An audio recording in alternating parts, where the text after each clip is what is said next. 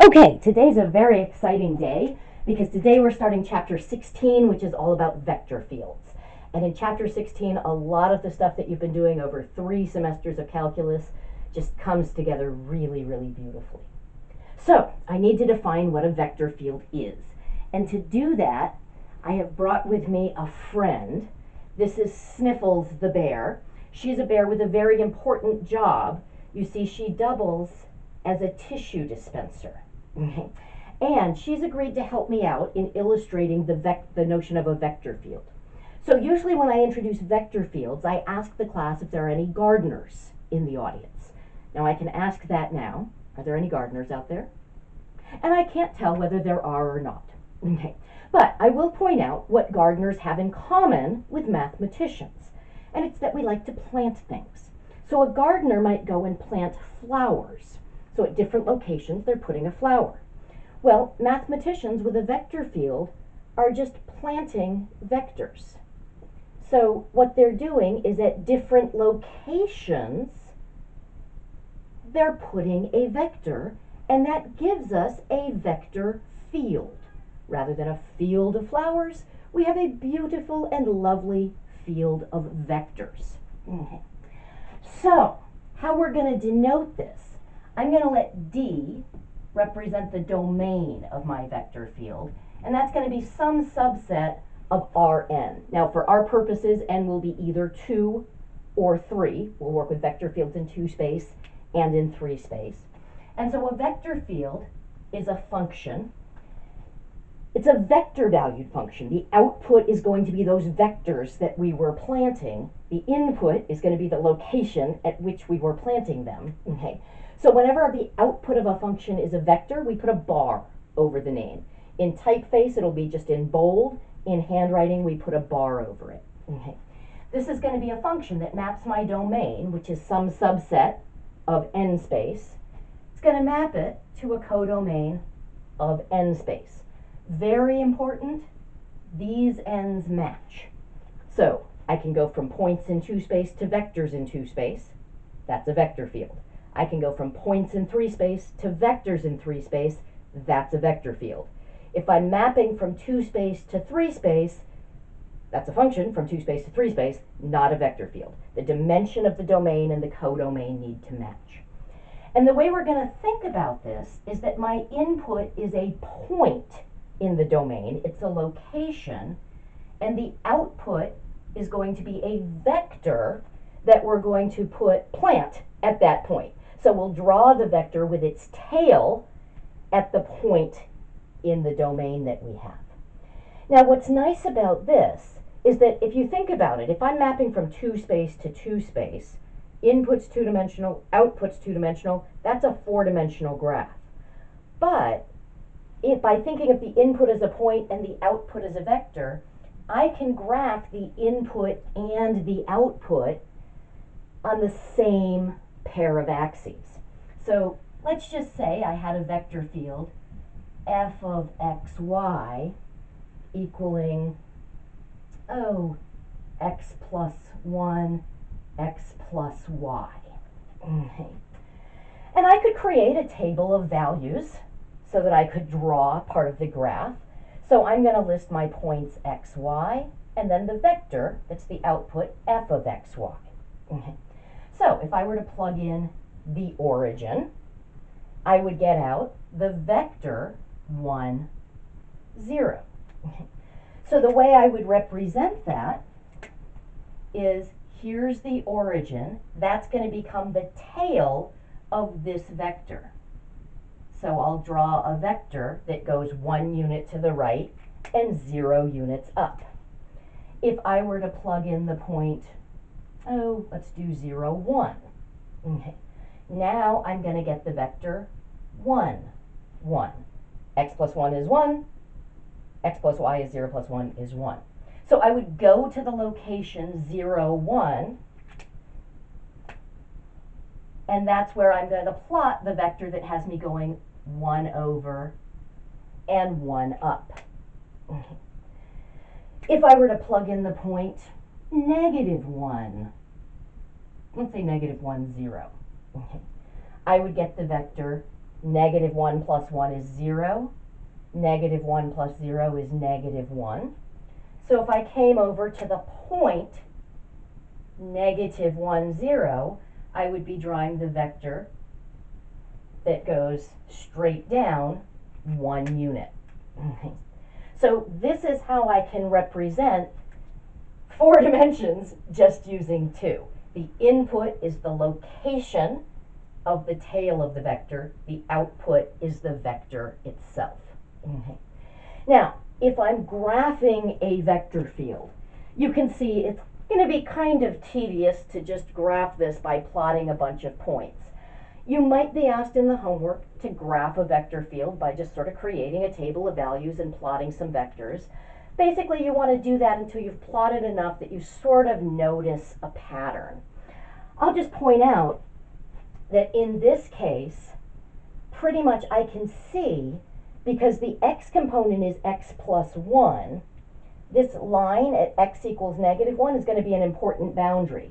To the right of that line, all of my vectors, as you can see here, are going to have a positive rightward component. To the left of that, all of my vectors would have a negative leftward, or negative x component, so they would be going to the left.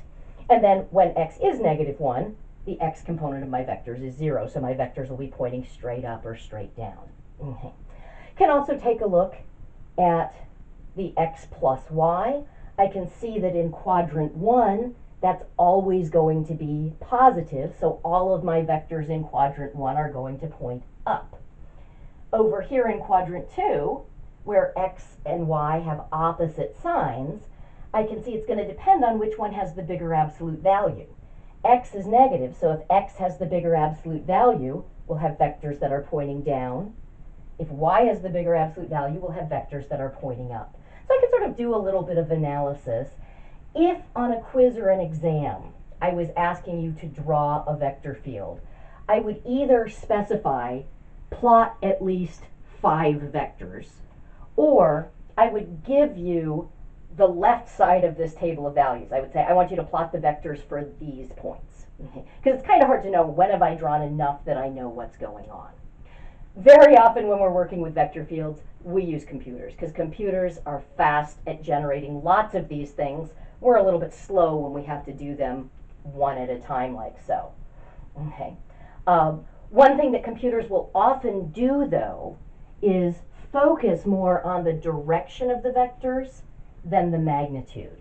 That's because as I start to draw my vectors, if I start to draw in lots of vectors, what's going to happen is the shafts of these vectors are going to start intersecting with each other, and the picture just gets really muddy. So very often what computer technology will do is just say, you know what, we're going to just make all our vectors really, really short. We're going to show you the direction that we get from our vector field, but we're not going to illustrate the magnitude. We're just going to show the direction by shrinking all of the vectors to be, fairly short, so that we can plot a lot of them without them bumping into each other. Okay, one bit on the notation for this. Okay, here I've indicated that my input is a point in 2 space. So I've just indicated it with the individual components. It would also be fine to write f of p, where p just represents an arbitrary point. So I can use a single name for that. You will often see things written as f of x. The book likes to use this notation. They'll say x then is xy if we're in 2 space. And the vector x represents the vector xyz if we're in 3 space. So that's looking at my vector, my input as a vector. The convention is we represent the input as a point, we represent the output as an arrow. But we know in graphing we often identify a vector with a single point. So the difference is I can still write the input as a vector and the output as a vector, but graphically I'm going to represent the input vector as a point and the output vector as an arrow. Okay. I'm not crazy about using x with a bar over it for the input, because it's so easy to forget the bar over the x, and then it looks like the x component of the vector. So what I prefer to do is to let r represent my radius vector. So it's the same thing as what the book calls x. It's just xy if we're in R2, and it's xyz if we're in R3. And then I can write this as f of r. So any of these bits of notation is fine. You can write your input as a vector, you can write your input as a point, or you can just write the components, the coordinates of your input. Any of that's perfectly acceptable. Okay, so why do we care about these things? What are some examples of vector fields?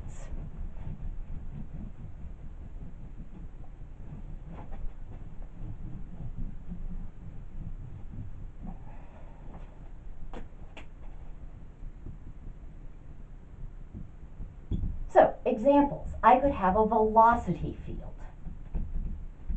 I'm going to think here of a river. Okay. At each location in the river, the water is flowing in a certain direction with a certain speed. That would be the velocity of the water that's flowing in that river. So my domain would be the locations where there's water, okay? And my output would just be the velocity vector that we have. Now, I should mention here, not all rivers give us a nice vector field.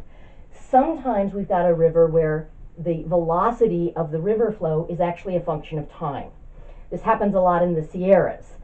Early in the summer, when the snow just starts melting, the rivers are flowing really, really fast because there's a lot of snow melt coming down. Later in the summer, when most of the snow has already melted, the rivers are flowing a little bit more slowly.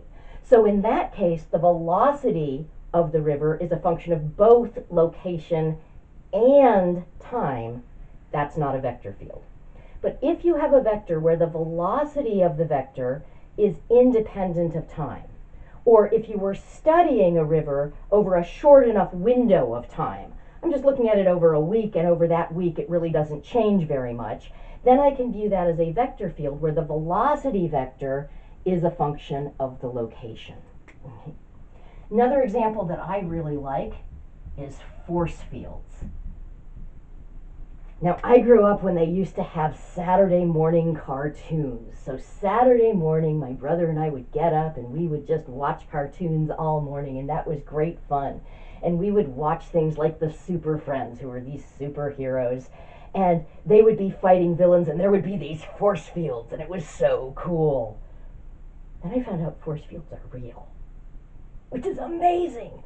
Unfortunately, they're not great at fighting supervillains, but a force field would just be if there's something that's generating a force, and there's a different force at different locations in space.